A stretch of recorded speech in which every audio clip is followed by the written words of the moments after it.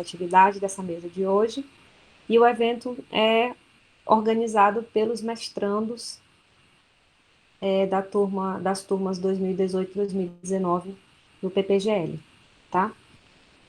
Ou então, a proposta da mesa é de realizarmos debates referentes a método de pesquisa, e os mestrandos deverão levar essas contribuições para as suas dissertações. Então, são as pesquisas que estão em andamento no programa, todas com sua relevância, todas importantes dentro desse cenário que vivemos, e sempre importante essa valorização da pesquisa e da pós-graduação em letras. Vou, então, à apresentação do professor Fernando e, em seguida, deixo com ele todo o cuidado de realização da mesa, inclusive para a fala de cada mestrando, tá bom? Para acompanhar a fala de cada mestrando. Então, o professor Fernando Scheibe tem doutorado em Teoria da Literatura pela Universidade Federal de Santa Catarina, é professor adjunto do curso de Letras, Língua e Literatura Francesa da UFAM, tradutor, revisor e co-diretor da editora Cultura e Barbárie. Professor Fernando, pode, então, cuidar dessa mesa, fica aqui por sua conta, responsabilidade e cuidados, como já vinha demonstrando antes. Obrigada. Obrigado, Cássia, obrigado, né, o pessoal que compõe a mesa e todo mundo que está participando também aí. Para mim é sempre, né, uma alegria receber convites assim, né? Eu sempre gosto de brincar com a frase do Roland Barthes, né? Ele sempre dizia, é uma alegria mais do que uma honra, né? Porque a alegria é algo mais intenso e mais importante do que a honra. Então, vamos começar então os trabalhos aqui da mesa, né? A gente já combinou aqui antes que o Edmilson vai fazer a primeira apresentação, e a ideia a princípio é essa: a gente faz as apresentações, uma na sequência da outra. Quem tiver alguma pergunta, né, pode já colocar no chat, e aí depois a gente vê, mas vamos primeiro deixar então o pessoal apresentar, e aí depois a gente faz uma conversa, né? Eu fiz uma leitura dos textos, né, e assim, cujos resumos de alguma maneira serão apresentados agora, e acho assim que são questões muito importantes. Primeiro, né, acho que essa dificuldade que a gente sempre tem de encontrar, né, um caminho. Vocês sabem que método, né, tem a ver com caminho, né, e não é à toa que se fala até aqui em caminhos possíveis e coisa e tal. E de encontrar uma maneira sempre, né, pertinente, atual, politicamente relevante, né, de ler o texto literário. Eu acho que isso que todos os três textos nos trazem, mas a gente discute mais isso depois das apresentações, tá bom? Então, Edmilson vai apresentar, né, os slides dele e Isso, comentar aqui pra sim. gente. A princípio são cerca de 15 minutos, mas a gente também, não sei, qualquer coisa a Cássia nos ajuda aí com a marcação, né? Mas a gente sempre tem um pouquinho de tolerância, até porque eu depois só vou comentar, conversar com vocês, não pretendo, né, fazer nenhuma apresentação extensa. Então, Edmilson, com a palavra. Então, boa tarde a todas e todos. Meu nome é Edmilson de Oliveira Nobre, sou orientando da professora Nícia Petricelli Zuccolo, e o trabalho que eu vou apresentar é resultado da disciplina de Metodologia da Pesquisa, ministrada no curso de mestrado da UFAM. Ataíde, por favor, o próximo. Isso, obrigado. O título do meu trabalho é Caminhos Metodológicos para a Pesquisa Literária nas Ditaduras Brasileiras. Esse método, a organização desse método é para pensar a pesquisa literária é para orientar a pesquisa literária que toma como temática a ditadura, na verdade, as ditaduras brasileiras. Ao longo da sistematização do método, a professora Cássia pediu para que fossem feitas alterações, e esse método servisse não só para os pesquisadores de literatura brasileira, mas também de literatura espanhola, argentina, as literaturas africanas. Então, a organização das etapas, a definição das etapas, é para orientar pesquisas também de outras literaturas, não só apenas as de literaturas brasileiras. Então, as etapas desse método consistem em 5 passos. O primeiro passo é a delimitação histórica e geográfica, como vocês podem acompanhar no slide. A segunda etapa é a delimitação de grupos. A terceira, delimitação da produção literária. A quarta, delimitação de termos fundamentais. E a última, delimitação metodológica. A seguir, eu explico melhor essas etapas. Tá bem. Delimitação histórica e geográfica.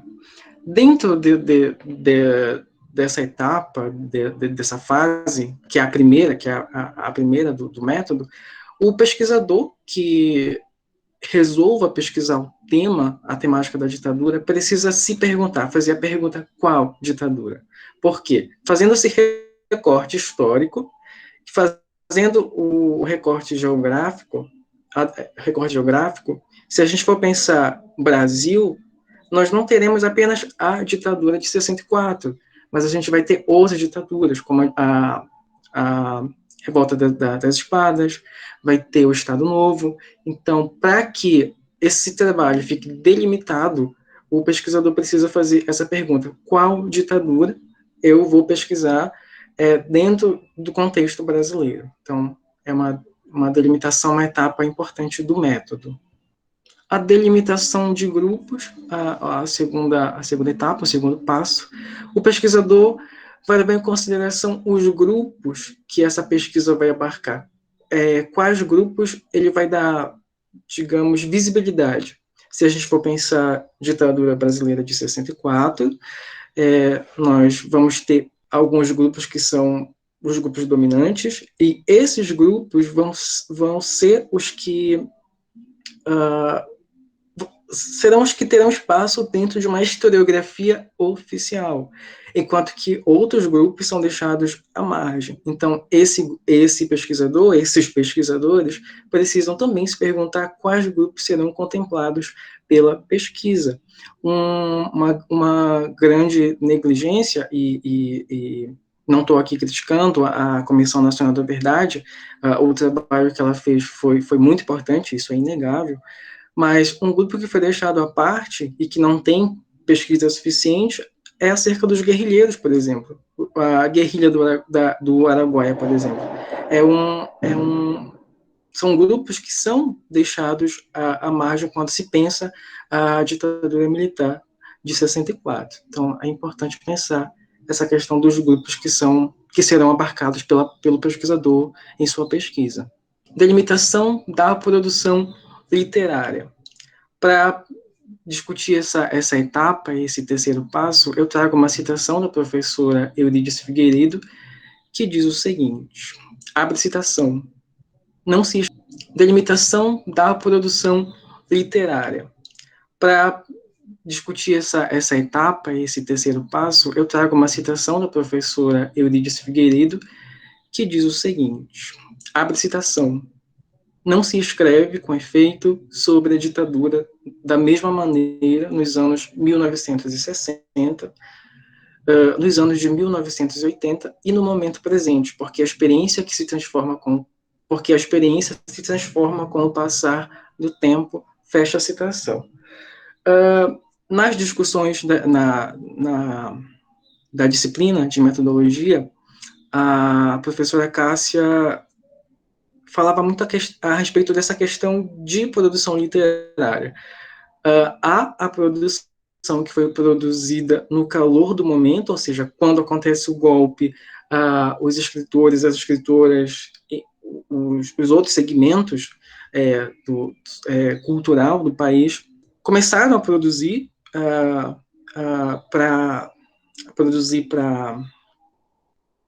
como forma de resistência ao golpe.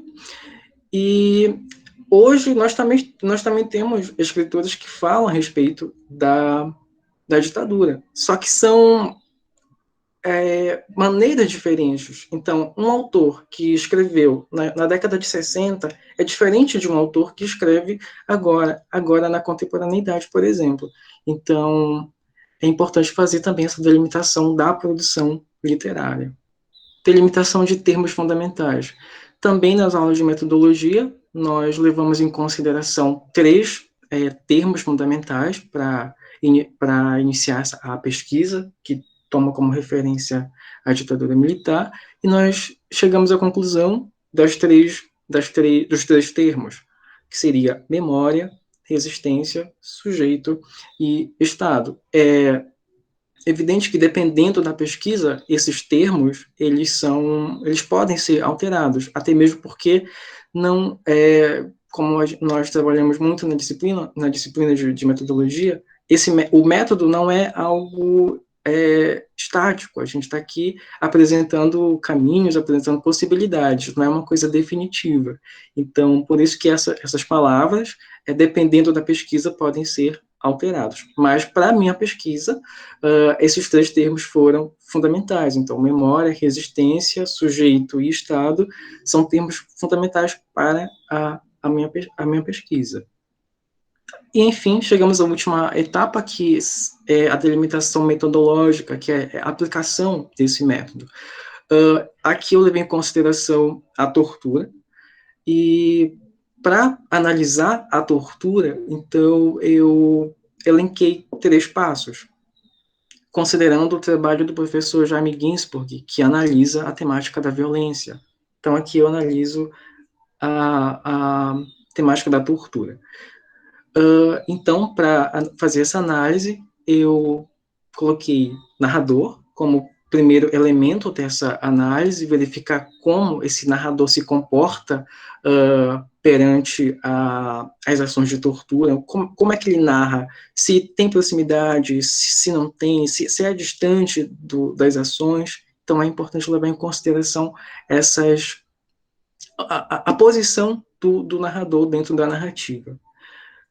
O segundo elemento seria o torturador, novamente, como que esse torturador se comporta, se posiciona frente à tortura, se ele raciocina quando efetua ao torturado, ou se não leva em consideração o torturado, e outras questões que possam ser envolvidas nesse processo. E o último elemento seria o torturado, como que ele resiste a esse torturador, quais são os elementos de resistência que ele usa para, digamos, se defender dessa ação violenta, da violência, da tortura praticada pelo torturador. Essas são as minhas referências para a produção do capítulo, e obrigado. Okay. A gente aqui agradece, Edmilson, pela tua exposição, né? Como eu comentei, depois a gente conversa mais, né? Mas fica até a questão, né? Até que ponto a gente também não está numa ditadura agora, mas depois a gente fala mais. Eu vou passar agora a palavra para a Rita, né, Rita? E aí, fazer a apresentação dela. Boa tarde a todos e a todas. Meu nome é Rita Fernandes da Silva, a minha orientadora é a professora doutora Anícia Petrecelli Zuccolo. O tema do meu trabalho é Estudos Culturais, Relações de Poder e o Sujeito em Literatura. Bom, inicialmente, o texto aqui proposto visa indicar um caminho possível para aqueles que pretendem investigar as relações de sujeito e poder presentes no texto literário. Explicaremos, a partir dos estudos culturais, de que maneira o sujeito pode ser identificado como elemento cultural. Traçaremos um caminho apontando como proposta metodológica a abordagem textual e como temática as relações de poder. Então, essa apresentação é resultado da disciplina de metodologia da pesquisa, ministrada pela professora doutora Cássia. Ao longo do trabalho, mostraremos alguns autores que poderão ser utilizados como aporte teórico para as pesquisas, que englobe o problema em questão, que são as relações de poder. Para a compreensão do poder, apresentaremos Pierre Bourdieu, com a concepção de poder simbólico, E a partir da perspectiva de que as relações de poder estão localizadas no âmbito da cultura, apresentaremos esse diálogo possível com o objeto literário, as concepções sociológicas de poder e os estudos culturais, pensando a literatura como uma expressão artística que permite o diálogo com as diversas ciências. Então, como eu já havia falado, esse texto é resultado da disciplina de metodologia da pesquisa, e ele é fruto, foi construído um capítulo, e o meu capítulo ele foi dividido nesses 3 tópicos que eu apresento aqui para vocês: cultura e as relações de poder, a teoria de Pierre Bourdieu e os estudos culturais, e aí eu fecho direcionando aos caminhos da investigação. Vou falar um pouquinho de cada tópico. Culturas e as relações de poder. Nesse tópico, procuro pensar a definição de cultura como esfera atravessada por relações de poder. A principal fundamentação teórica aqui é o livro Introdução aos Estudos Culturais, de Armand Mateler, Eric Neveu. A cultura, que é o estudo da perfeição, nos conduz a conceber a verdadeira perfeição humana como uma perfeição harmoniosa, desenvolvendo todas as facetas de nossa humanidade, e como uma perfeição geral, desenvolvendo todas as partes da sociedade. Arnaud Apud Mateler. Para o diálogo proposto nesse tópico, trago também o sociólogo Pierre Bourdieu com o conceito de hábitos e poder simbólico. Pensando a cultura como uma organização que engloba vários aspectos que compõem a sociedade, chegaremos ao conceito de poder, pensando pelo teórico Pierre Bourdieu em seu livro Poder Simbólico. Nessa obra, a sociedade é compreendida como resultado de uma ação cultural ideológica que regulamenta todas as ações, como, por exemplo, sua forma de pensar, se vestir, agir, gerando uma espécie de poder que não é reconhecido como tal, mas invisivelmente controla os corpos. Poder-se chamado de poder simbólico. Segundo o autor, o poder simbólico é, com efeito, esse poder invisível, qual só pode ser exercido com a cumplicidade daqueles que não querem saber que eles estão sujeitos ao mesmo que o exercem. A cultura cria uma produção ideológica que serve como instrumento de dominação de uma sociedade, estabelecendo uma naturalização na composição da estrutura social. No segundo ponto, eu falo sobre a teoria de Pierre Bourdieu e os estudos culturais, casando o conceito de hábitos com os estudos culturais. Hábitos é o que vai orientar o modo de ser de cada pessoa, classificando esse ser na estrutura social, pois sua ação se dá em guiar cada atitude exercida pelo sujeito. Assim, o corpo não possui um posicionamento neutro. Nele está imbricado um produto histórico e social que permite gerar um olhar particular do mundo. Segundo José Marciano Monteiro, em seu livro 10 lições sobre Pierre Bourdieu, o mundo social está presente nos cérebros e nos corpos dos agentes, nos esquemas cognitivos que empregam para compreendê-lo. A cultura compõe uma produção ideológica que constrói produtos que servem de instrumento de ordenação de categorias, tornando-se importantes instrumentos simbólicos de poder. Investigar o objeto literário, utilizando essa teoria metodológica, abre uma possibilidade significativa de debates entre as diversas ciências humanas. Aqui eu criei um esquema para exemplificar as possibilidades de caminhos de investigação. Então, você vai olhar o objeto literário por meio dos estudos culturais. Os estudos culturais, eles te dão 3 tipos de método, e aqui eu escolhi a abordagem textual, e aí você tem a sua escolha temática, que no meu caso o recorte foi o poder simbólico, e dentro disso você vai observar esse recorte temático no teu objeto literário.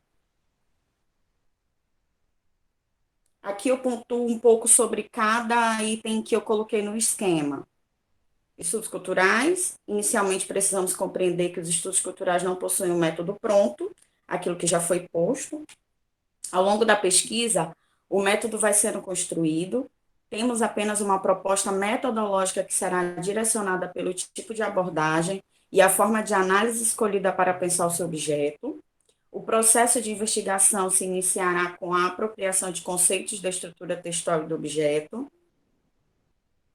A abordagem textual. Os estudos culturais, ele nos possibilita 3 tipos de abordagens metodológicas, dentre as quais, pensando no objeto literário, eu coloquei a abordagem textual como a mais adequada. Dessa forma, podemos chegar à compreensão do que seja método segundo Todorov, em Poética da Prova. O método, longe de ser único, engloba um conjunto de procedimentos e de técnicas voltados para a descrição da obra literária, mas também para a investigação científica muito diferentes. Para resumir, poderíamos simplesmente dizer que, antes de tudo, deve-se considerar a própria obra, o texto literário, como sistema imanente, o que, evidentemente, é apenas um ponto de partida e não a exposição detalhada de um método. Assim, entendemos que o texto literário é composto por signos que representam os aspectos culturais e sociais de uma sociedade. Deve-se analisar a construção das personagens, da narrativa, dos elementos simbólicos do texto como fruto da época e das concepções adquiridas pelo autor no período em que o texto foi escrito. A partir da ideia de que a literatura é um sistema de signos, um código análogo aos outros sistemas significativos, como a língua natural, as artes, a mitologia, as representações oníricas. Passamos a olhar o texto como um rico campo de pesquisa, com muitas informações a serem exploradas, que possibilitam a transgressão de pensamentos por nos fazer adentrar em vários momentos culturais. A partir dessa ideia, eu venho com a análise temática.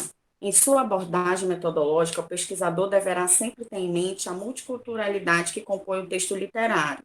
E escolher os estudos culturais permitirá seguir o caminho da busca da formação de identidade, a partir da ideia de que o texto literário é um produto social e, portanto, representa e narra fatos que condizem com momentos sociais e históricos. A noção de sujeito sociológico refletia a crescente complexidade do mundo moderno e a consciência de que este núcleo interior do sujeito não está autônomo e nem autossuficiente, mas era formado na relação com outras pessoas importantes para ele, que mediavam os valores, sentidos e símbolos à cultura dos mundos. Portanto, a literatura é uma porta de entrada a diversas culturas e momentos históricos, pois contribui para que o ser social identifique-se em um meio e aprenda os códigos simbólicos, construindo assim para a diminuição dos conceitos petrificados que se possa ter sobre o sujeito. Isso torna a literatura um produto cultural significativo para o encontro de culturas e representações de vários universos. Caminhando para o final da minha apresentação, o texto literário é livre para as diversas interpretações que serão construídas em relação com o momento histórico e a formação social de cada leitor. Por meio dos estudos culturais, esses aspectos podem ser analisados e explorados, o que nos possibilita fazer um entrelaçamento entre cultura, sociedade e objeto literário. Este texto é fruto de leituras feitas sobre o tema em questão e seus processos metodológicos, a fim de abrir uma compreensão inicial de como se utilizar os estudos culturais como suporte teórico-metodológico para os futuros pesquisadores que pretendem investigar o objeto literário, utilizando elementos que envolvem as relações entre sociedade e cultura, tais como sujeito e poder, abordando assuntos que envolvem o jogo que se estabelece por essas relações e pode modificá-las. Então, com a minha fala, eu objetivei trazer para o conhecimento de todos a relevância de utilizar os estudos culturais para pensar o objeto literário. E aqui eu deixo as minhas referências. Espero que eu possa ter conseguido ser clara na minha fala. Confesso um pouco ao nervosismo, mas eu quero agradecer a todos. É isso. Obrigado, Rita. Não deixa eu esquecer depois, só para uma questão que ficou muito clara no teu texto, né, no capítulo que você escreveu e agora passou batido, né, aquela citação do Arnold, né, e, se eu não me engano, exemplifica um conceito de cultura que você, de alguma maneira, critica, né, no teu texto. Então, agora, quando você leu, assim, como as outras citações, de alguma maneira, são mais, tem mais a ver com o que você está colocando mesmo, né, depois é importante a gente retomar ali, tá? Então, não me deixa esquecer, porque tem justamente a ver né, com essa passagem de uma noção, né, de alta cultura e baixa cultura, né, o Arnold seria um representante, né, dessa, né, que é citada ali pelo Matelar, né, então daí depois não me deixa esquecer de a gente voltar a isso no final, tá bom? Tá Vou bom. te questionar sobre isso. Podemos passar para a apresentação da Taíde, então? Sim, professor, vou começar aqui. Bora lá. Bom, primeiramente, boa tarde. Eu sou a Thaís Júnior Fonseca Martins e a minha proposta de capítulo para o livro é A Pesquisa Literária e Metaficação Historiográfica, um Caminho Possível. Sou mestrando do programa de pós-graduação em Letras do PPGL UFAM. Sou orientando da professora Nícia Zuccolo também. E aí vamos à pesquisa. Então, de início, as minhas primeiras considerações do texto que vai ser publicado tem uma estrutura um tanto diferenciada, que eu não coloquei aqui na apresentação, mas vai estar no livro. E aí, de alguma forma, eu começo falando desse binômio fato e ficção, que, de alguma forma, é o que, durante do meu processo metodológico, eu senti uma certa dificuldade em distanciar fato e ficção. Como já foi colocado, também parte do princípio metodológico de estudos culturais, e aí, de alguma forma, esse binômio fato-ficção acaba por ganhar espaço em um terreno muito amplo dentro desses possíveis estudos vindos dos estudos culturais. E aí pensar nessa ideia da literatura e a história de modo geral, que compartilham características bem peculiares. O Adam Whiting coloca uma determinada citação, não coloquei aqui, mas vou ser bem sucinto. Ele mostra que a literatura e a história, de modo geral, compartilham características bem peculiares, pensando especificamente em textos em prosa. De um lado, temos o narrador, aquele que nos apresenta o enredo da narrativa. Do outro, na história, nós temos aquele que lê, aquele que está falando da história, o historiador, no caso, funcionando também como narrador. Então, se nós formos pensar nos outros elementos da narrativa, de certa forma, a história também acaba compartilhando desses elementos. E aí essa relação de ficção e não ficção, no meu processo metodológico, eu tentei delimitar, né, para que, durante as aulas da professora Cássia, inclusive, sempre foi colocado, sempre foi posto, que o nosso objeto de estudo é que deve ser evidenciado, no caso, não o ficcional.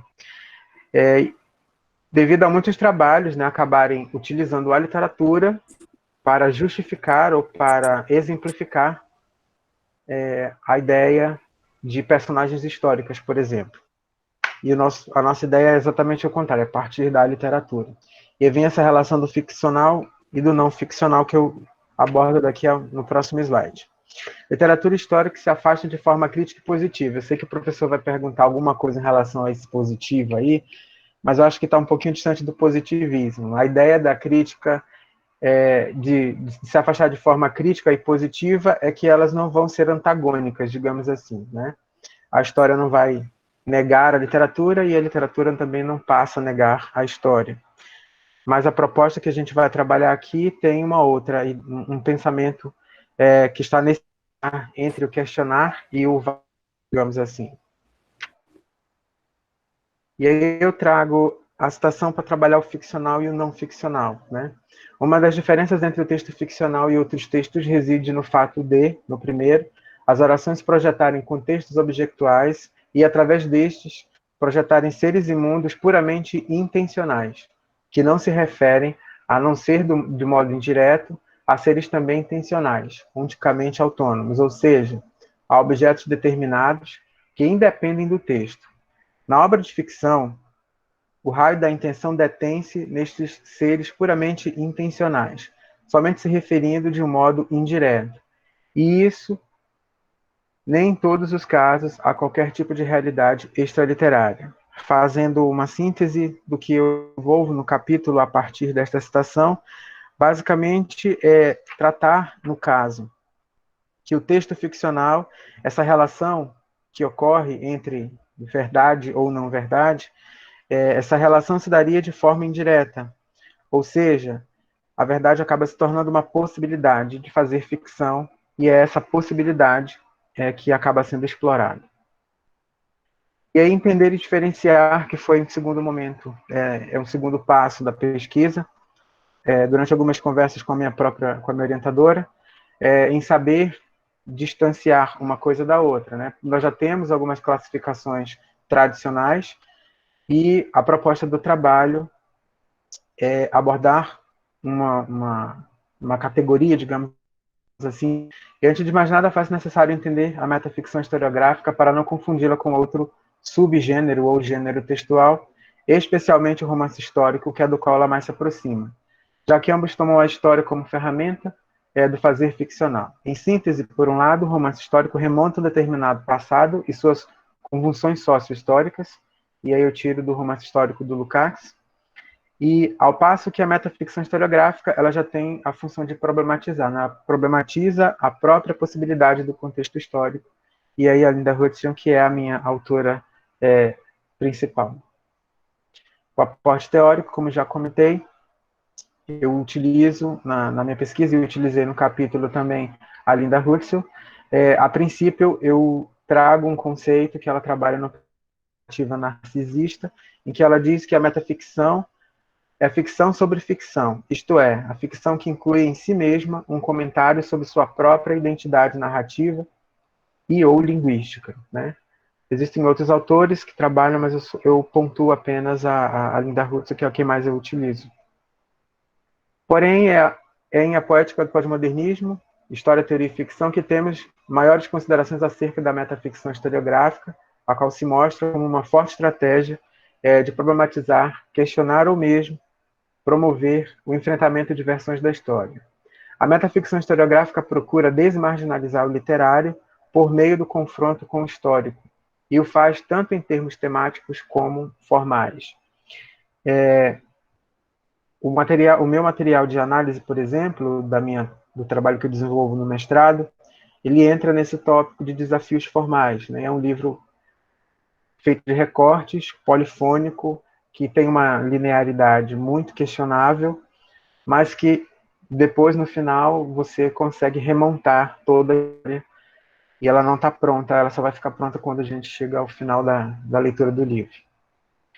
E aí a Linda Hudson parte da classificação que Humberto Eco faz das formas de narrar o passado. Ele lá estipula a fábula, a história heróica e o romance histórico, que eu não vou delimitar a explicação por conta do tempo, e ela acrescenta uma quarta forma de narrar esse passado histórico, que é exatamente a metaficção historiográfica. E aí já parto aqui para um acréscimo nosso, seria uma faixa de Möbius aí. Basicamente, a ideia seria essa. A metaficção seria isso que transita e que está e também não está na história e na literatura, faz parte das duas, entrelaças, sem anular uma a outra. E aí vem a proposta do caminho possível, que foi colocado aqui, proposto, na verdade, como 5 etapas. Primeiro, o reconhecimento do texto, depois da literatura história, depois a problematização, metaficção e o repensar, que faz parte desse processo. O que eu coloquei aqui em específico menor está nos próximos slides, então eu vou passando com calma. O que é possível analisar? E isso aqui é apenas uma sugestão, uma projeção, né? De tudo que eu consegui, a gente faz um pequeno recorte, lembrando que a ideia é apenas dar uma indicação, não é uma fórmula mágica, nem uma receita. E aí, dentro do que é possível analisar, eu destaquei personagem, então possa ser que alguém se proponha a analisar o que há de ficcional e o que há de histórico. E aí vem um tópico que eu trabalho na minha dissertação, que é a narratividade, né? Dentro desse processo da metaficção, a história e a história, como é que se dá o processo de metaficção dentro da obra literária. Historiografia e ficção também, enfim, como falei, são sugestões, não é uma regra. E aí, como ponto de prática, a professora nos lançou o desafio em colocar em prática exatamente isso sem utilizar o nosso objeto de estudo, e eu coloquei Galvez, o Imperador do Acre, lembrando que não sou eu quem classifica ou quem primeiro coloca essa obra como metaficção historiográfica. Quem faz isso é a Regiane Cristina Rocha, na tese de mestrado, se não me engano, ela já trabalha com essa ideia de que Galvez, Imperador do Acre, é uma metaficção historiográfica, então essa classificação de início não é minha, né, a princípio. E aí vem o reconhecimento do texto. A narrativa proposta pode ser classificada como romance histórico, metaficção historiográfica ou das outras formas de estado, como foi colocado em slides anteriores. Das páginas que a obra, no caso, Imperador do Acre, né, Galvez, Imperador do Acre, nós temos um pleno exercício dessa possibilidade de ser da ideia do reconhecimento, né, da metaficção historiográfica. O texto ele é feito de remontes, ele já começa se declarando um aglomerado de textos. Então, alguém pegou e foi colocando na ordem, nós mesmos, leitores, vamos fazer isso em determinado momento do livro, em que você está lendo, e, de repente, acontece um evento que você tem que voltar alguns capítulos, porque ele diz que estava sendo enganado, que você precisa voltar a algumas páginas anteriores para dar entendimento à história. Da literatura à história, de que evento da história, ou de qual história o texto está tratando. E aí, daí podem brotar diversas outras situações. As personagens utilizadas em Galvez, Imperador do Acre, parte delas são reais, outras não. E, de fato, foram personagens que fizeram, no momento ali em que houve conflito na região do Acre, eles estiveram presentes. É óbvio que a ficção deu uma outra abordagem para isso. A problematização. Qual problema é posto no texto? Qual a problemática é posta no texto? Quais relações a literatura põe em questão?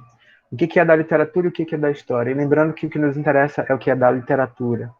E aí, dentro do capítulo, eu escolhi, né, elenquei como problematização a questão de, em pleno período de república, se adotar a monarquia como forma de administração política, que é o que vai, talvez até intitular a obra, né, O Imperador. A metaficção, né, como ocorre esse processo de metaficção na obra. Então, como falei a vocês, nós, leitores, somos convidados a remontar e montar essa história.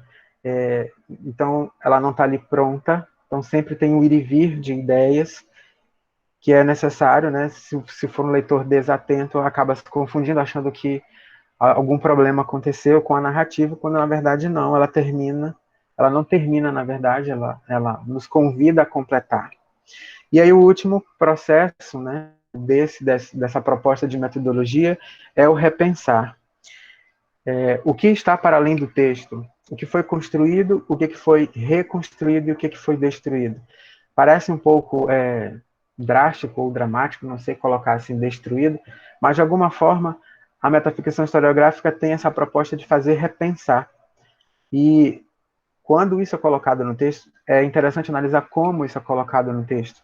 Em Galvez, Imperador do Acre, muita coisa é colocada em questionamento. Desde as decisões políticas, a questão da hipocrisia que existe na sociedade em relação aos estrangeiros, em relação ao próprio, o que é próprio considerado brasileiro. Então, muita coisa tem um ponto um ponto político de ressignificação bem interessante de ser observado. E aí eu encerro a minha fala com que seriam as considerações finais, né? A metaficção não é uma transcendência em relação à história, mas uma inserção problematizada da subjetividade na história.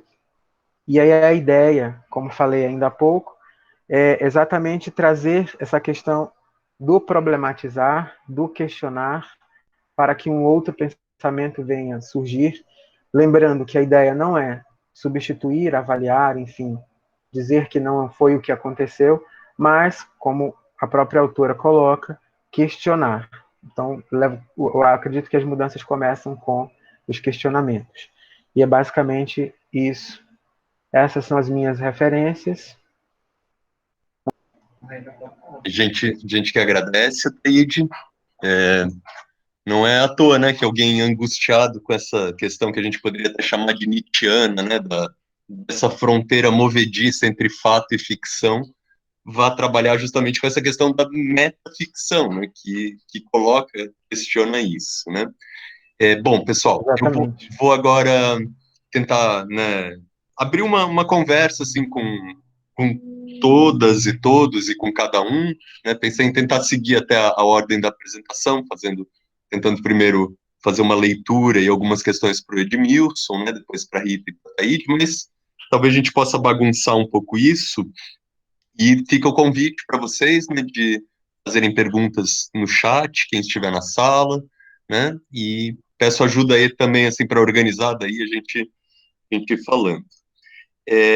Bom, né, então, começando com a apresentação do Edmilson, né, importante sempre, né, tá questionando essa relação entre literatura e política, né, no fundo, né, e com a questão mais específica da ditadura, né? Assim como fato e ficção também às vezes não tem uma fronteira tão clara, né, entre ditadura e democracia, né? Se a gente for pensar que atualmente a gente vive numa democracia, supostamente, né? Mas quantos mecanismos, né, continuam, né?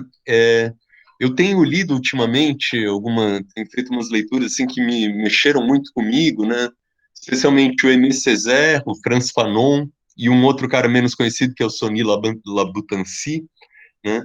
E tem um texto, né, sei lá, primoroso do Aimé Césaire, que é o Discurso sobre o Colonialismo, que ele, na verdade, era um panfleto que ele redigiu em 1950, depois republicou em 1955 com algumas modificações, em que ele estabelece de uma maneira muito clara uma continuidade entre colonialismo, nazismo e capitalismo, né? Então, assim, né? Porque assim, por exemplo, ele diz, hoje em dia, né? Era 1950, né? Os europeus, né? Ficaram tão chocados com o nazismo, né? Mas por quê? Porque o nazismo aplicou dentro da própria Europa, né, aquilo que já vinha sendo aplicado, né, nas colônias, né? Aquilo que antes só os africanos, os indianos, os sul-americanos sofriam, de repente os próprios europeus passaram a sofrer e aí o tamanho desse escândalo, né? Então foi constatado. Por que eu estou dizendo isso? Porque me parece, né, que essa questão da ditadura é uma questão presente também nessas relações, né? É uma continuidade, é uma maneira, né, a que o capitalismo geralmente recorre para manter, né, uma certa estrutura, né, que eu acho que é a questão que a gente tá lidando aqui, todos nós, né? A estrutura, né? Essa maldita estrutura, esse maldito estruturalismo. Por que maldito estruturalismo? Porque ele nos tornou conscientes, né, do quanto a gente é determinado por algo que não é a gente, né? O fato de que, né, sei lá, isso está em Marx também, né? Tá essa ideia de não, não, galera, né? Essa ideia assim de que você é um indivíduo livre, né? Que as suas ideias são só suas, né? E você como uma pessoa culta à maneira, né, do nosso amigo Arnold ali, né? Então você, né, nesse seu, né? Outro cara que já tinha trazido isso de uma maneira muito interessante é o Bakhtin, né? Leiam, né, Marxismo e Filosofia da Linguagem, que ele faz essa questão, né? Nem, claro, né, nem um idealismo subjetivista que pensa o sujeito enquanto livre, soberano e, né, etc e tal, mas também não cair, né, numa máquina esmagadora, estrutural, objetivista, né, que diz não, né, a gente não tem nenhuma margem. Então, é lidar com isso, né? A obra do Bourdieu, que é bastante citada pela Rita, também está trabalhando com isso, né? Até que ponto a gente é determinado pela sociedade, até que ponto a gente tem uma possibilidade de incidir nisso, né? Uma figura também que é uma espécie de figura tutelar dos estudos culturais, né, que é o Raymond Williams, ele já brincava, inclusive, com essa noção de determinação, né? Até que ponto a gente é determinado no sentido de que as estruturas sociais nos determinam, né? Mas até que ponto a nossa determinação enquanto sujeitos pode, de alguma maneira, né, transformar. Eu confesso que, pessoalmente, eu oscilo, assim, entre um niilismo mais completo, assim, a maior falta de esperança em relação a isso, né? E momentos assim que não, poxa, olha só que legal ver as apresentações dessa garotada aí que está pensando essas coisas e é uma chance de a gente continuar transformando. Mas voltando então à questão da ditadura, né? Você, bom, coloca isso de maneira geral, né? Assim, bom, se for para trabalhar com ditadura, claro, que ditadura, né? E achei interessante no teu, né? Isso fica mais claro no teu texto do que na apresentação, como você demonstra, né? Bom, não foi só 64, né? Teve aquela, bom, poderia se pensar, né? Toda ditadura colonial, né? Você também fala isso no seu trabalho, né? Criado no Ginsburg, né? É, é, mostra que de alguma maneira ele pula também essa ditadura logo quando da Declaração da República, né? Com essa coisa da República e da Espada, né? A figura mais representativa seria o Floriano, né?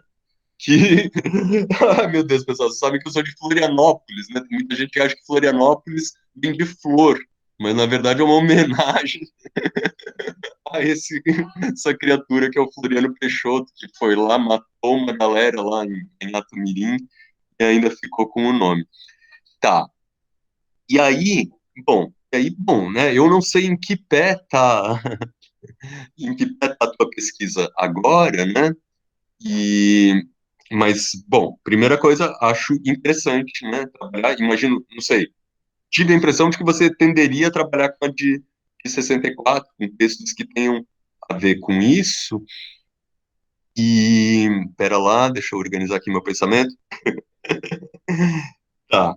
É, e aí eu fiquei lembrando de um livro que eu li há muito tempo, mas me marcou muito, assim, por ser uma pequena pérola, que é o livro Literatura e Vida Literária, da Flora Susequinde, né? Se eu não me engano, é um livro de 1985, assim, ou seja, logo depois da ditadura, né? E ela vai falar, então, das tendências, digamos, né, literárias já existentes ali, né? E por que eu estou colocando isso? Porque me chamou a atenção a tua citação da Eurídice Figueiredo, né? Quando ela, de alguma maneira, fala, ó, a gente, né, vai ter tal período, né, de até 1980, depois, né, como se dentro dessas faixas temporais não pudesse haver toda uma heterogeneidade. Eu sei que você já, né, a gente até conversou um pouquinho antes, você vai concordar comigo, né? Por exemplo, no caso da Flora, né, ela fala, assim, daquela galera mais diretamente engajada num ativismo político, assim, mais hard, né, que inclusive, né, faziam as patrulhas ideológicas, né, questionavam muitas vezes, por exemplo, o pessoal que estava na Tropicália, né, que já tinha uma visão um pouco mais ligada assim também a essa política do cotidiano, né, a outros tipos de resistência, né? Só que é muito engraçado, que ela fala que daí também começa a ver aquilo que ela chama de patrulha Odara. A patrulha Odara era assim, o pessoal do desbunde patrulhando, né, os mais, sei lá, marxistas, mais, né, mais, assim, com uma noção de política mais convencional, por assim dizer.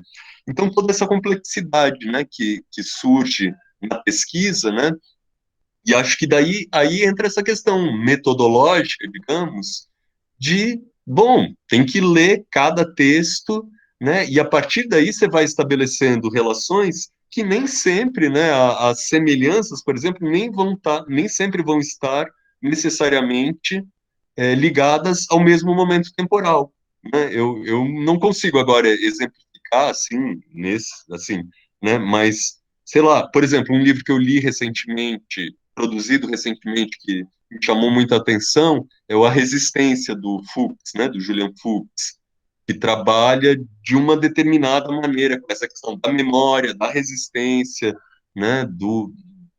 Desse sofrimento, da relação, né? Mas mas é isso, assim, eu acho que mesmo, né, mesmo na literatura produzida durante a própria ditadura, né, a gente vai ter diferenças, né, vai ter textos, por exemplo, mais claramente alegóricos, né, como o Incidente em Antares, né, que é aquela coisa, bom, fica muito claro que aquilo ali é uma alegoria, né, da própria ditadura, então, né, e vai ter textos em que isso é mais complexo, por assim dizer, né, e vai ter gente que vai valorizar esse jogo ficcional mais complexo e vai ter gente que vai dizer, não, né, o que é para ser dito contra a ditadura tem que ser dito da maneira mais clara possível, né, ou mesmo que seja através de uma alegoria, mas para que sirva para, de alguma maneira, resistir e, eventualmente, derrubar essa praga. É, bom, acho que acabei não fazendo nenhuma pergunta clara para ti, Edmilson, né, mas a pergunta que eu queria fazer assim é, agora, né, para onde que está indo a tua pesquisa, né, de que maneira você acha que esse capítulo, esse capítulo da tua pesquisa, né, para chamar assim, né, tá sendo útil, se você se deslocou muito em relação a isso. Então, se você puder comentar um pouco, também fica muito livre, assim, para comentar o que você achar que precisa ser, pode ser dito agora. Tá bem, tá bem. Obrigado, professor, pelas contribuições, pelas observações, pelas dicas de leitura. E, assim, o objeto que eu trabalho na minha pesquisa enfatiza a ditadura de 64, então o meu recorte para pesquisar a ditadura é o golpe de 64. Em relação ao capítulo de método, muita coisa que eu abordei nesse capítulo, eu não trabalho na minha dissertação, mas serviu para pensar a questão dos termos importantes a serem analisados. Resistência, por exemplo, é um termo que eu trabalho bastante no meu segundo capítulo.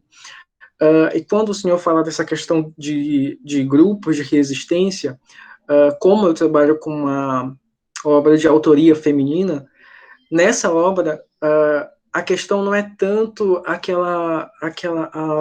a luta maior, como os esquerdistas ortodoxos tinham em mente, de que tinha que ser a luta de classe e tudo mais. Aí, quando eu trabalho com uma obra de autoria feminina, outras questões são colocadas em discussão. Não é só a luta de classe que está em volta ali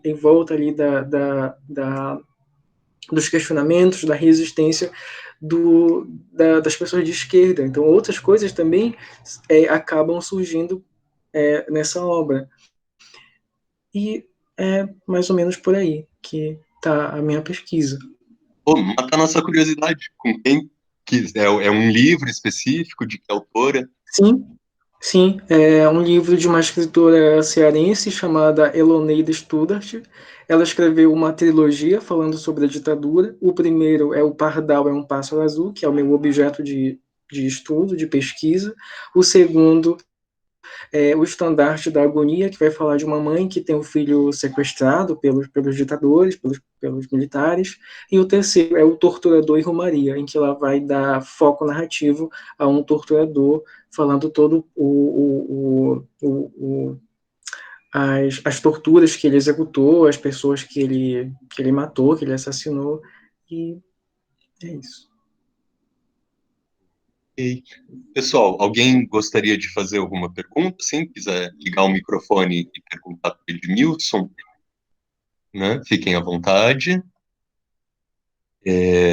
Então, bom, acho que fiquem à vontade, tá? Pode ser mais adiante também, só para não ficar aquele silêncio constrangedor, eu já vou dando sequência aqui, né? Até porque o Edmilson jogou para a gente uma bela ponte, assim, para falar do texto da Rita, que é de alguma maneira a questão da interseccionalidade, né? Que acho que acabou de ser colocada quando ele diz, né, não, por exemplo, eu estou trabalhando com uma narrativa né, que já traz a questão do feminino, né, não apenas, né, da luta de classes.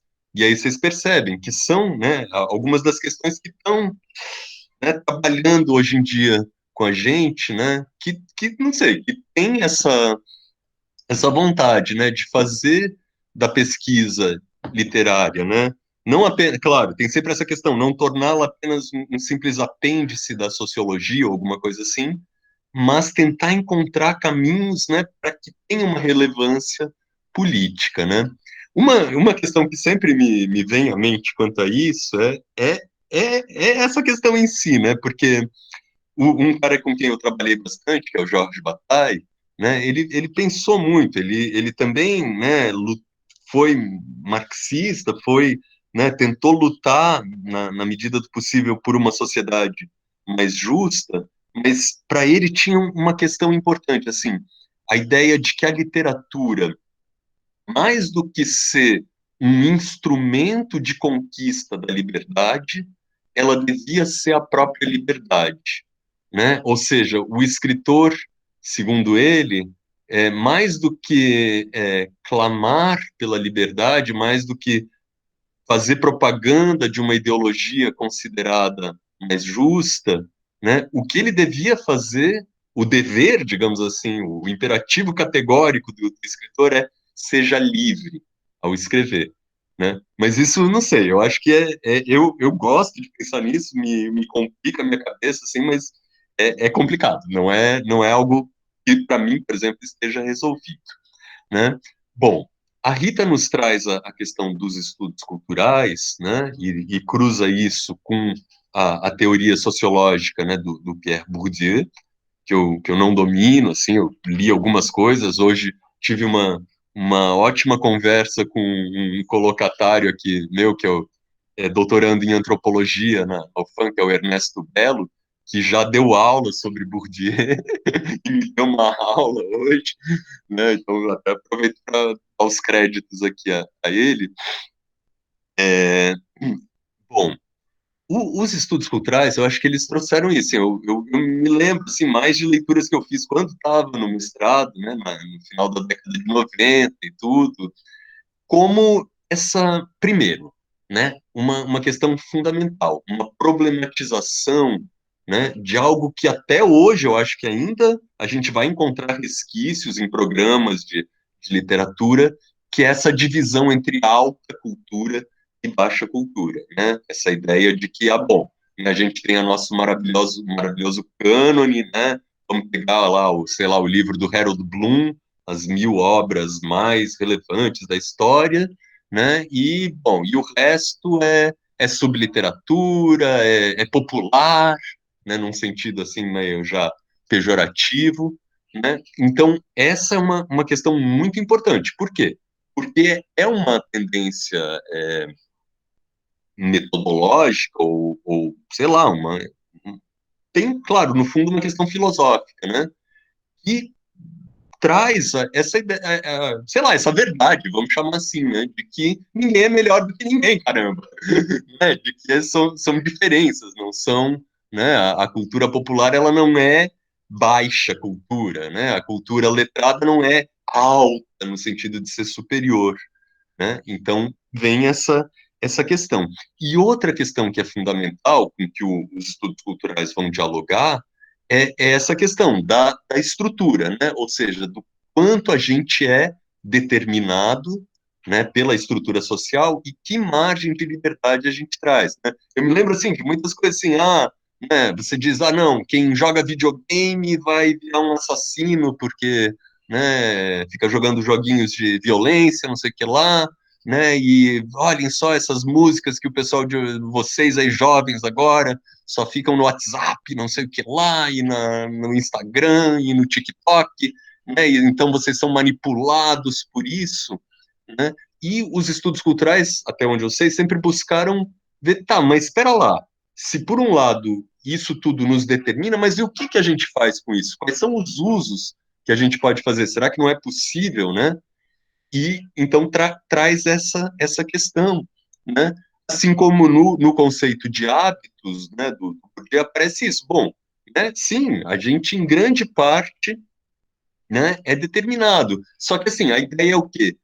Quanto mais consciência a gente tiver desses determinismos, maiores são as chances que a gente tem de trazer alguma liberdade, né? Esse meu amigo Ernesto estava contando que ele, acho que ele deu aula disso sobre Bourdieu na escola, lá né, que ele estava trabalhando na França na época, e ele falou que a meninada começava a ficar nervosa, começava a ter raiva do tal do Bourdieu, porque esse cara parece que ele tá zoando da nossa cara, tá dizendo assim, ó, você é determinado por isso, isso, isso.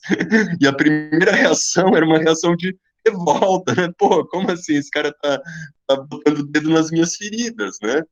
E acho que é isso, a gente tem que botar o dedo na ferida e para tentar realmente, sei lá, pessoal, se é possível curar o que se a Terra hoje em dia ainda tem cura, né? Mas vamos tentar, vamos, né? Eu também gosto de uma frase que uma vez me disseram que era do Foucault, que é sem esperança, mas com entusiasmo, que passe o paradoxo aí. Tá.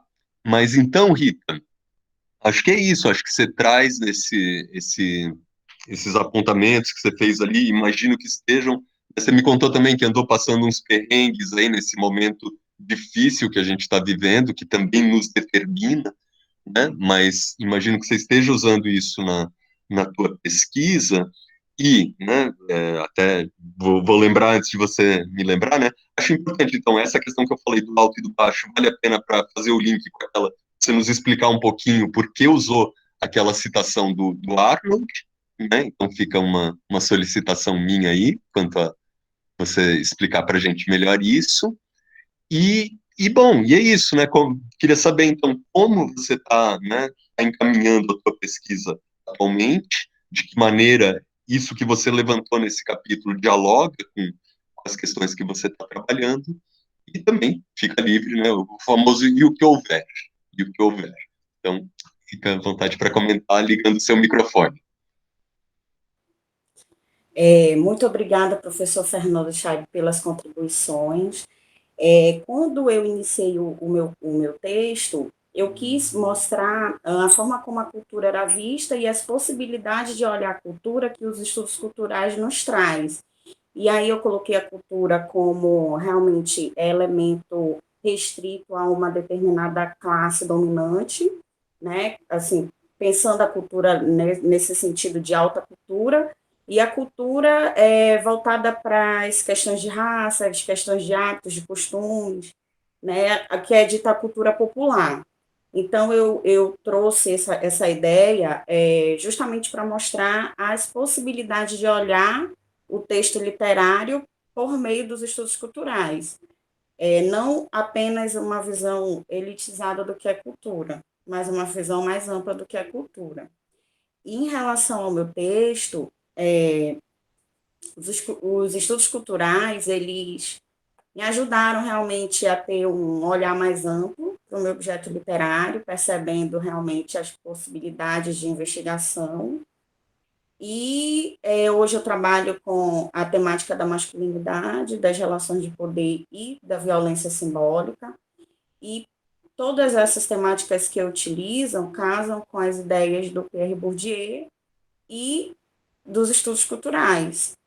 E é isso. Em relação ao meu trabalho, o que eu tenho feito agora, é isso. Obrigada. Tem algum objeto definido, assim, tipo um corpus, um texto com que você está trabalhando? Sim, eu trabalho com o livro de contos A Cidade Ilhada, do escritor Milton Atum, e aí dentro do livro A Cidade Ilhada, o meu recorte são 6 contos, que trabalham justamente essa temática da masculinidade, as relações de poder e a violência. Ok, muito obrigado. Né, essa questão toda é bem complicada para a gente, assim, da literatura, porque outra questão, né, que o Bourdieu, sobretudo, acho que no final da obra dele, né, ele vai trabalhar muito com essa questão do campo literário, né, e para a gente é complicado, a gente está querendo, né, usar, de alguma maneira, a literatura para contestar essa visão, né, sei lá, obsoleta ou não, né? Essa visão que para a gente opressora, né, de que haja uma alta cultura e uma baixa cultura, mas a própria literatura, historicamente, está muito ligada a isso, né? Na verdade, hoje em dia é engraçado, né? Hoje em dia não. Hoje em dia, por exemplo, a elite econômica e política, né, elite no sentido assim, de quem está por cima, né, já não tem mais nada a ver com uma elite cultural, a meu ver.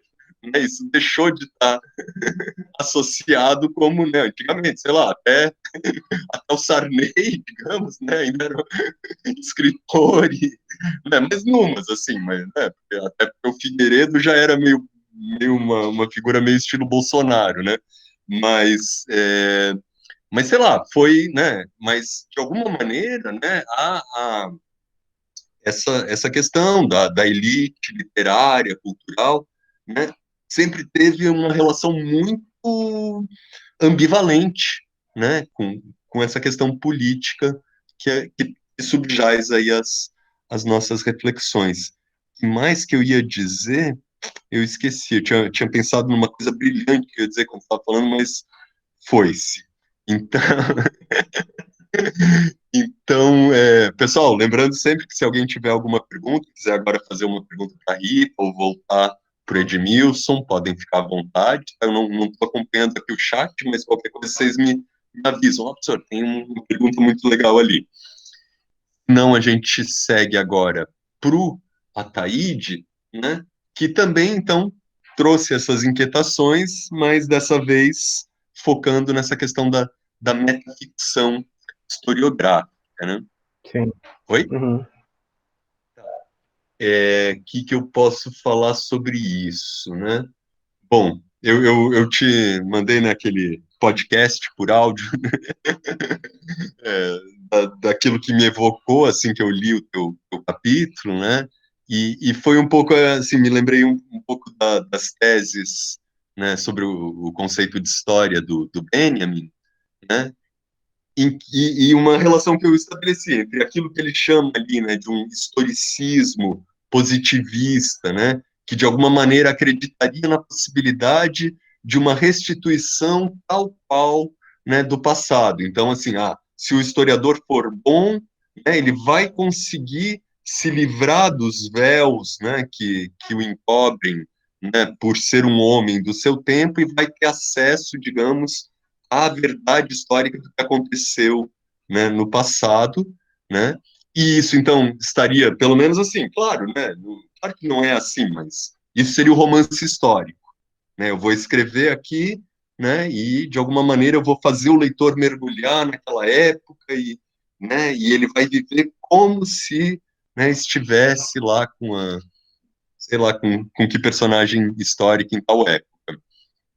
Enquanto que, né, para o Benjamin, o que o materialismo dialético vai fazer com a história, né, vai ser outra coisa, vai ser, não sei, tem a ver com a percepção de que isso é impossível, né, de que não tem como você simplesmente se desfazer do seu hábitos, né, daquilo aquilo que te faz. Então, o que você pode fazer é digamos, problematizar essa relação, né, com a história, no caso da metaficção historiográfica. Então, a metaficção historiográfica é uma palavra chata de falar, né?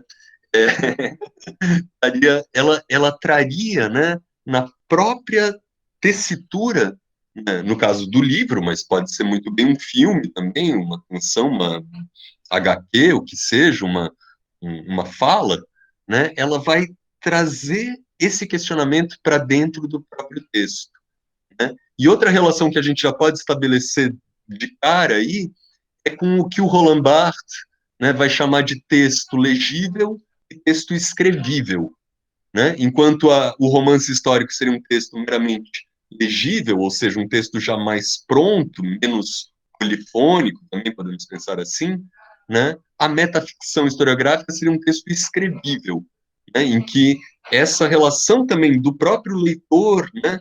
Isso, eu não sei, como eu te falei, eu não li o Galvez, mas pelo que você comenta ali, né, me surgiu que um jogo que ele faz ali entre dois narradores, em que um, de alguma maneira, por vezes, ratifica o que o outro diz, mas em outros momentos coloca em dúvida, né? Isso traz, digamos, essa questão dessa dúvida, dessa problematização para dentro do próprio texto.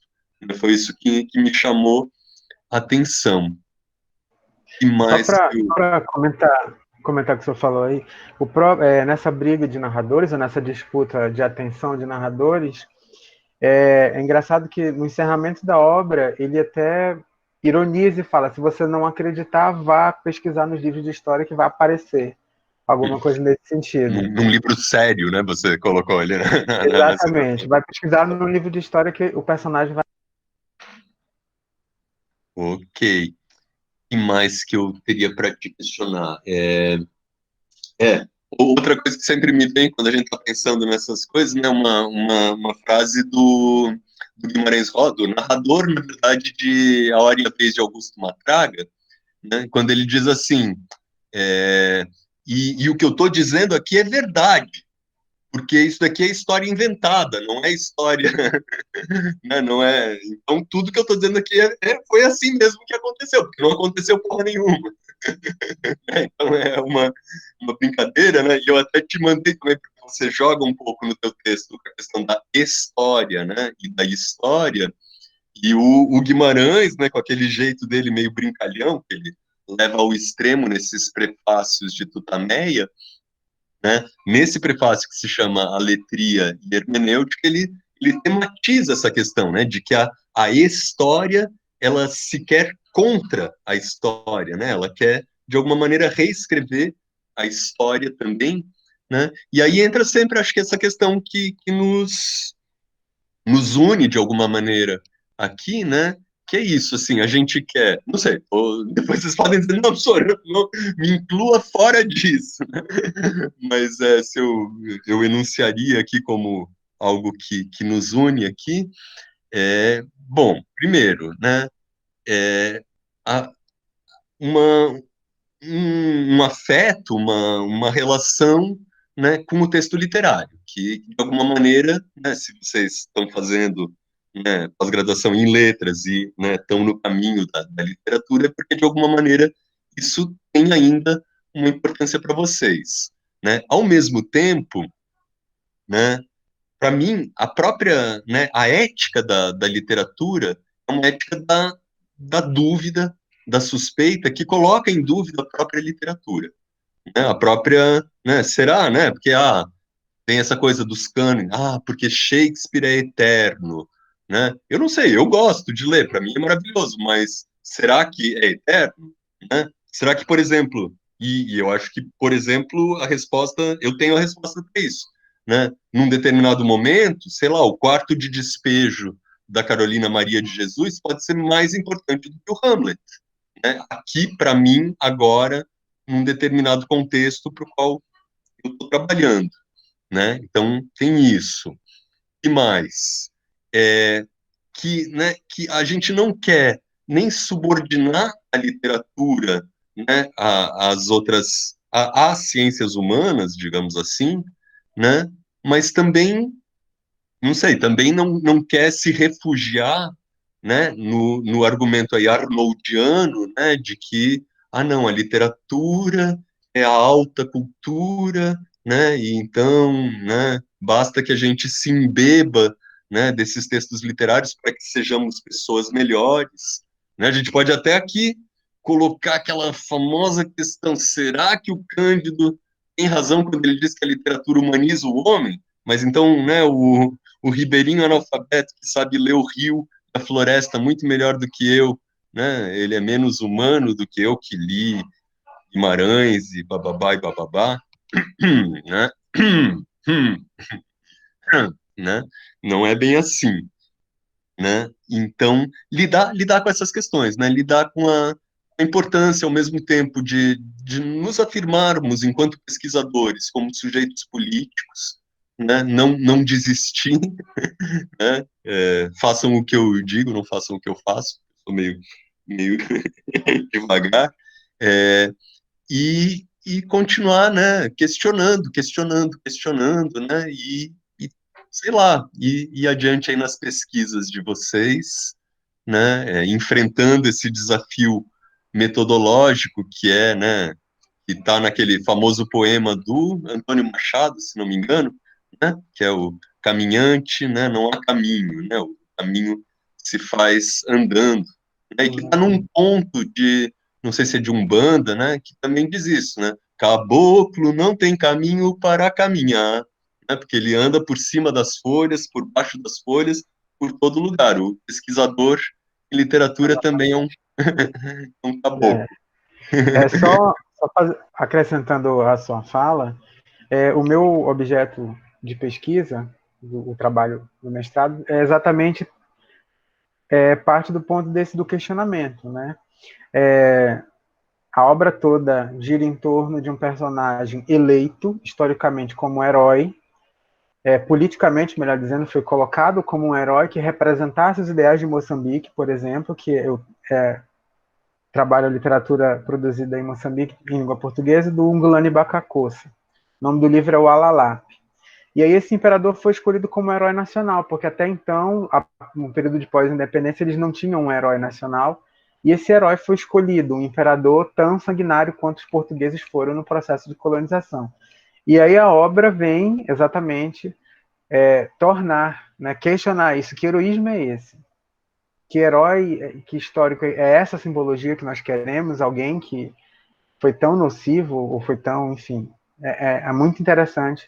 E a ideia da resistência, de botar em crítica mesmo, porque quem é que determina o que é heroísmo e quem é o herói? Basicamente isso.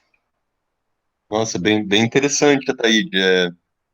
Não sei, eu antes mencionei, né, um cara que eu andei lendo que trabalha muito com isso é o Soni Labutanci, né, que é um congolês que escreve em francês, né, e ele, né, essa questão toda desses, e aquilo que eu estava falando antes dessa continuidade, né, entre colonialismo, nazismo e capitalismo, né, e essa continuidade cruel, terrível para a gente, entre colonialismo e o que veio depois, né, das independências, né, saber que de alguma maneira, assim como a abolição da escravatura no Brasil foi em grande parte um golpe das próprias elites, né, como o Machado de Assis, né, demonstra de uma maneira brilhante, cheia de ironia, né, que, né, é uma frase, pessoal, do Machado de Assis que eu nunca esqueço, assim, que ele diz em alemão, né, no meio de uma crônica lá dos bons dias, na época em que estava no ar essa questão da proclamação da República, mas ainda antes, né, ele diz, não, tá, é que seria fácil mostrar, né, que o Brasil é menos uma monarquia constitucional, como ele era ainda durante o Império, do que uma oligarquia absoluta, que ele é até hoje, né? E hoje em dia a gente tem isso mundialmente, né? Essa oligarquia que é formada pelos ricos, né, os mais ricos, e que hoje está cruelmente associada a essa questão dos dados, né? Isso tudo é assustador, né, pessoal? Vocês sabem. A gente está numa realidade hoje, assim, muito complicada. Né? Mas na questão da África, das independências, né, como assim, de alguma maneira, os países colonizadores prepararam a coisa para não dar certo, né?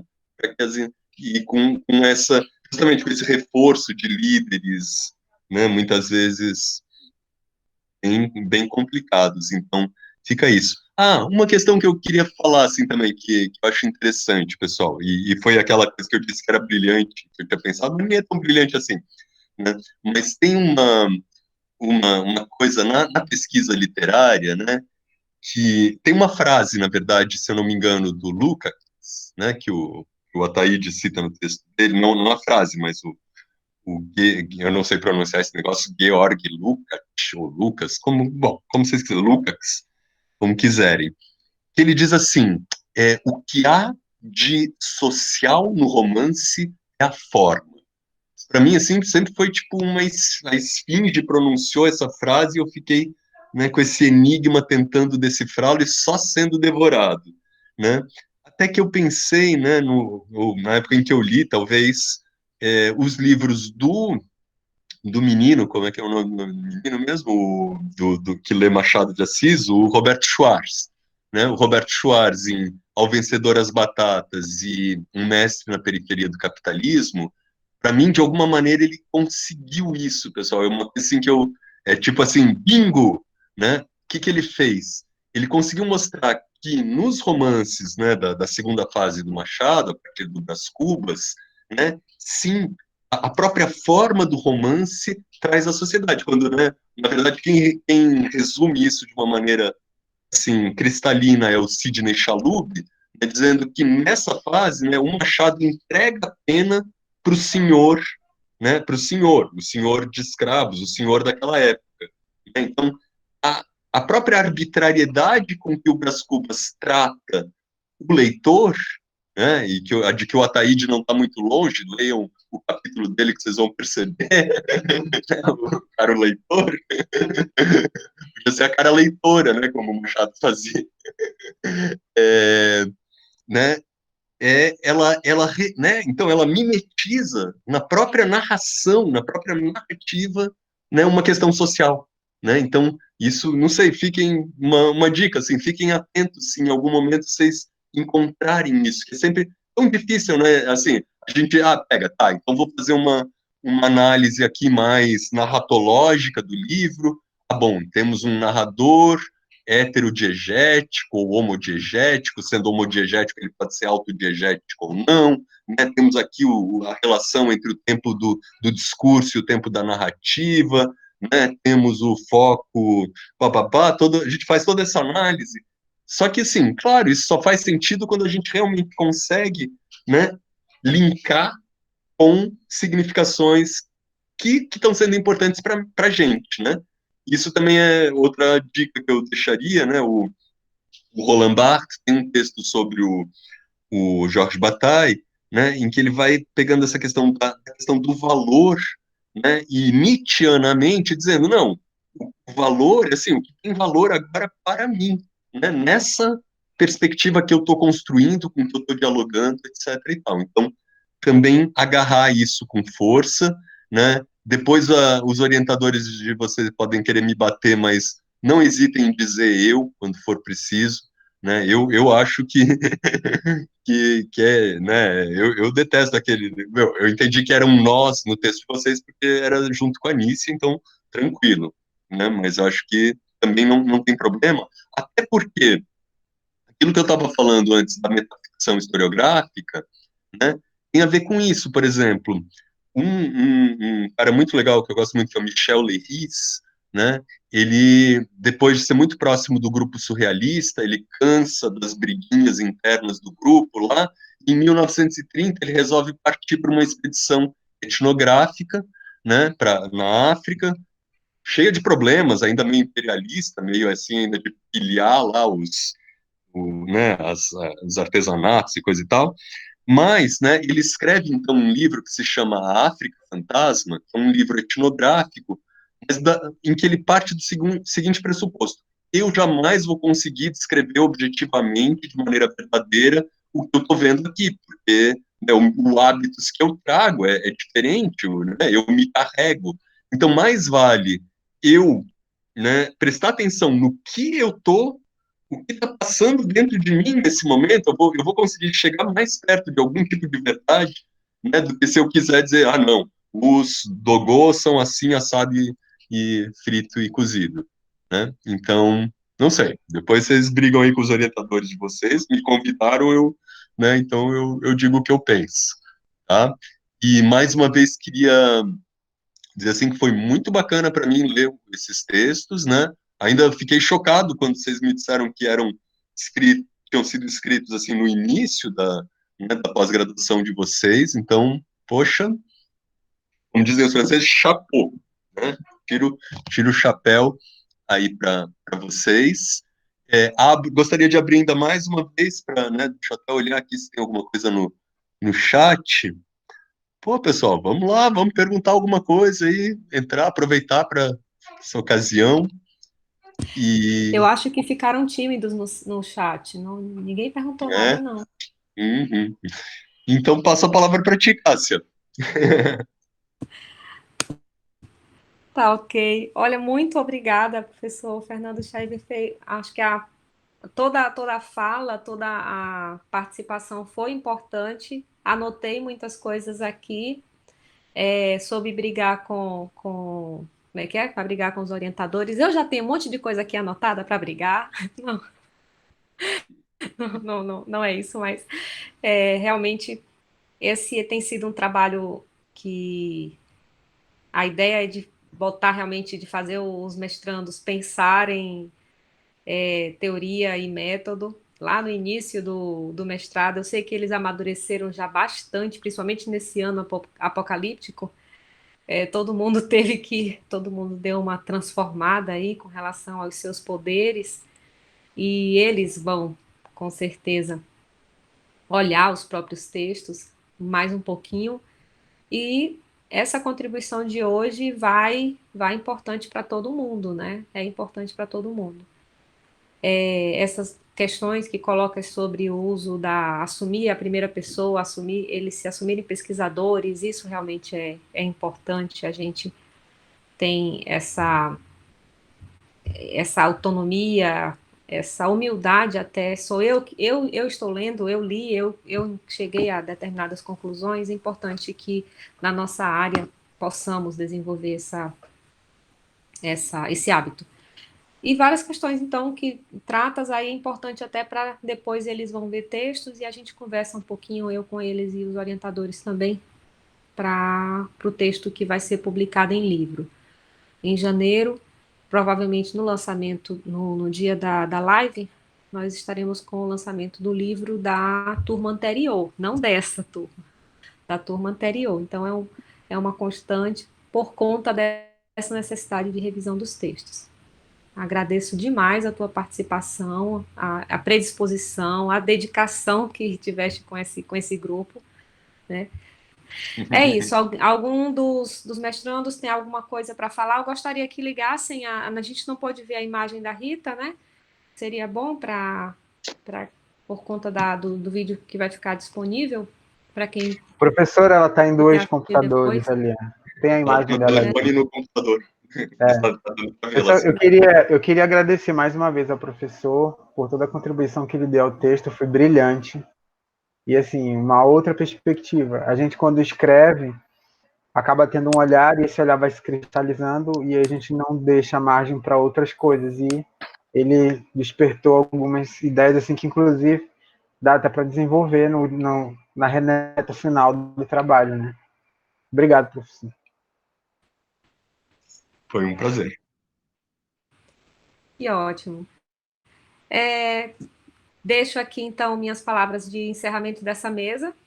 Foi uma ótima primeira experiência, então, de várias mesas que acontecerão do nosso seminário de metodologia, nesse finalzinho de ano de 2020, início de 2021.